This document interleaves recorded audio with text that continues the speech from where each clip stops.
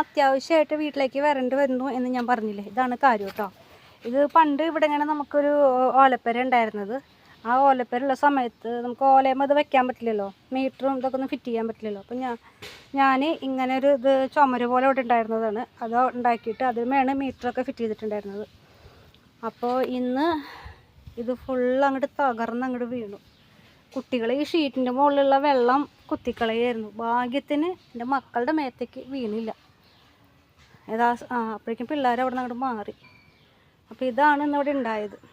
അപ്പോൾ നമ്മളിപ്പോൾ ഒരാൾക്കാർ കറണ്ടിൻ്റെ ആൾക്കാരൊക്കെ വന്നിട്ടുണ്ടായിരുന്നു. അവർ പറഞ്ഞു ആ ചുമരുമ്പിലേക്ക് മീറ്റർ പലക വെച്ച് അത് ഫിറ്റ് ചെയ്തിട്ട് എർത്തൊക്കെ എർത്തും കൂടി ആക്കാൻ പറഞ്ഞിട്ടുണ്ട്. അങ്ങനെയാണ് പറഞ്ഞത്.